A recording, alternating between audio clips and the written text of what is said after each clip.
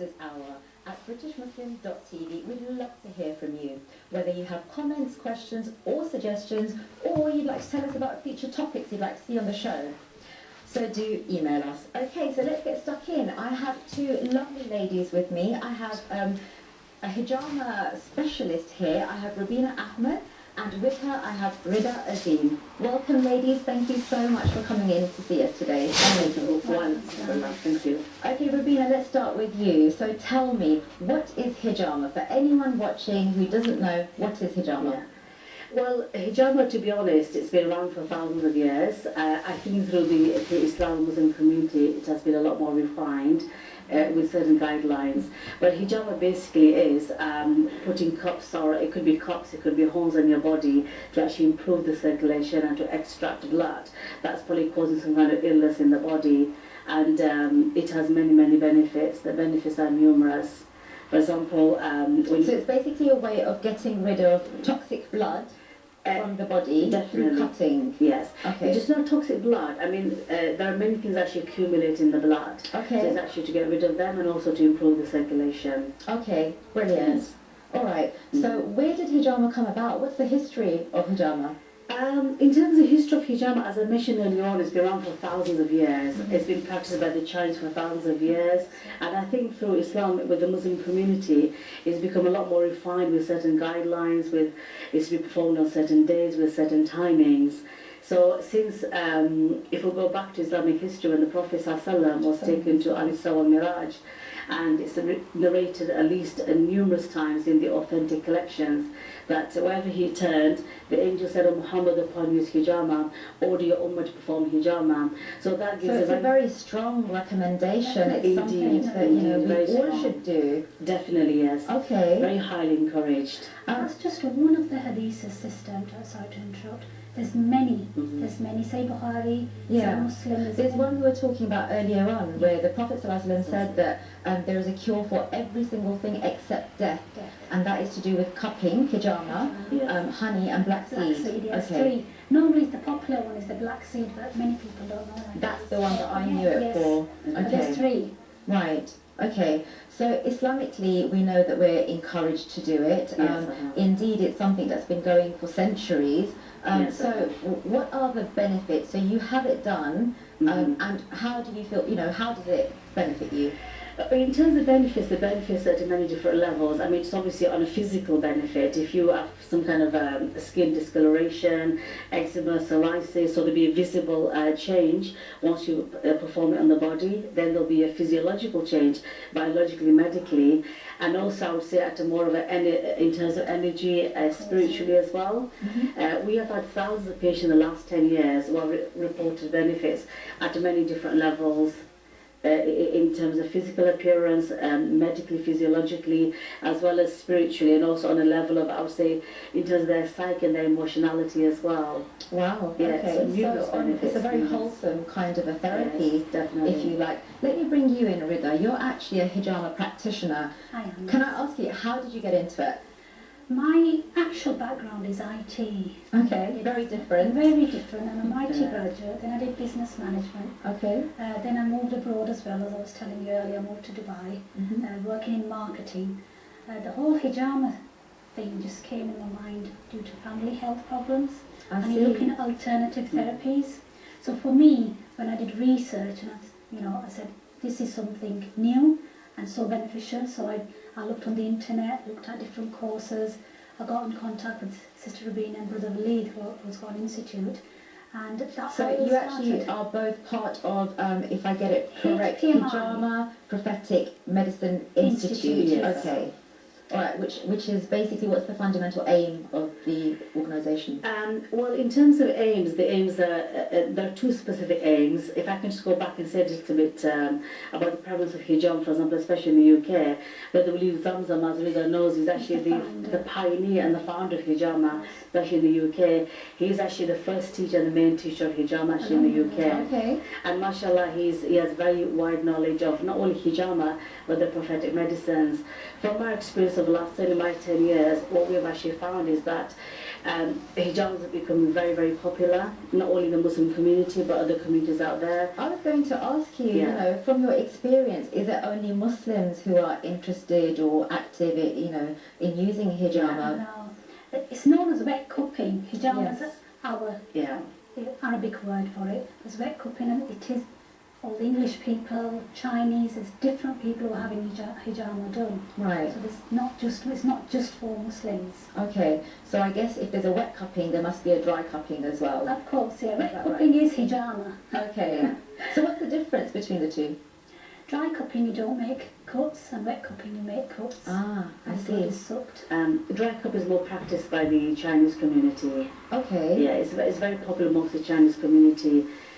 In terms of cupping, I mean, as you mentioned earlier on, it's become very, very popular. For example, like in Hollywood, they always say there's a facial cupping because I remember a few years ago Yeah. there was pictures everywhere of all of these A-listers, you know, going to you know, Yeah. the award ceremonies with round With cups at the circles back, on their yeah. backs. Yeah. And they're showing it off as well. Exactly, That's proudly. proudly. one benefit I didn't mention earlier on, which is that what the main reason ladies have a lot of facial cupping is because what actually hijama does, it oxygenates the blood. And it is actually anti-aging. So when Oh, you put stress on the skin, when you do cupping on the I face, did it done you can do wet regularly. cupping, yeah. You Yeah. can do wet cupping, and actually it is very strongly anti-aging. So they do it on the face as well? Yes, I mean, like you can do it for sinus, you can do it for the vision, for toothache, if you've got problems with the speech impediment, do it under here, do it on the sides. It can really Oh be my done goodness. anywhere. There's 2-3 areas where actually don't perform it, but generally it can be more or less performed in any areas of the body. We also avoid obviously veins in those areas, but generally it can be performed anywhere where there is pain or an issue in the body. Not sure I'd like to walk around with circle marks all over my face, It'll but you know disappear. what? Maybe if I want to hibernate for a couple of weeks, maybe I could do it It's then. in days. Normally they do actually vanish. Okay, so in a Long few term. days they're gone. Yeah. Long term, if you've got good effect, people go through surgery. Well, absolutely. Maybe I could hibernate, you know, for Yeah, about a week, you know, every 1 month.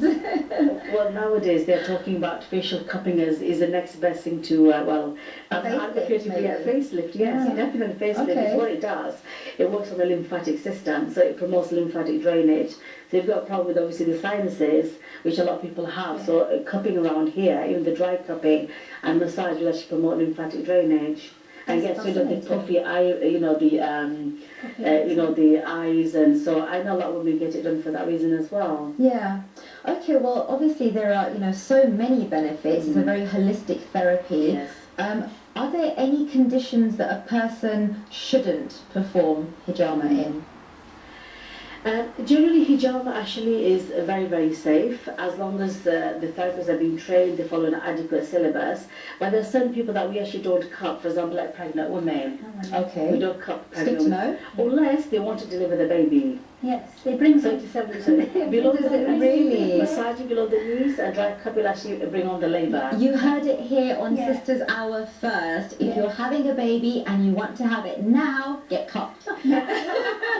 Well, basically, I mean, If you want to bring on the labour. Is it after 37? I would never perform a massage for ladies unless they're 37 weeks and above. 37 weeks. Right. Before 36 weeks, I would say it is not safe. No, I'm very glad you Yeah. clarified Yes. that. I'm joking. But certainly speak to a specialist who'll be able to advise you Of course, with yeah. regards to safety. That's very important. Of course. Okay, now Islamically speaking, we know it's strongly recommended, and I also know that there's certain key dates of the lunar calendar, is that right, that are Yes, very uh-huh. beneficial for Yeah. performing it. Tell me about that and why is that? It's the 17th and the 19th and the 21st. Of the lunar calendar, every month. Yeah. The reason why is those were the days when the Prophet actually had it done. Ah, I see. That's the but it's not a must that you have to have it on them, but it's a good sunnah, a good practice to have it done on them Okay. days. We try and actually follow the sunnah as much as possible. If, for example, there is somebody who has a severe migraine or their blood pressure suddenly gone up, we won't say, okay, wait another week for the sunnah No, days or exactly. the Yeah, days. you won't turn We them. perform it straight You away. have to be with sensible, safety. don't you, Of course. around it like Yes. that. Okay. Yeah. And another guideline is to actually perform it on an empty stomach, which obviously makes sense. Yes. Empty stomach, and try and perform it during the daylight hours. Performing hijama very late in the evening, there must be a 3 hours gap. because as the blood is sucked to the surface, it needs to go return back to the organs. Oh, I see. Yeah, it needs So to just daytime. normalize. Ideally, yes. Ideally before Maghrib. But obviously, if the days are long, like now, obviously coming in the summer, it's some people, you know, they have a longer time duration. In the winter, Maghrib is early, so people, you know, will get it done after Maghrib as well. And after Maghrib is the next day starts as well. Yeah. Islamically, that's right, That's yeah. one thing as well. So the next day for us starts at Maghrib and Yes. then, okay, yes. Mhm.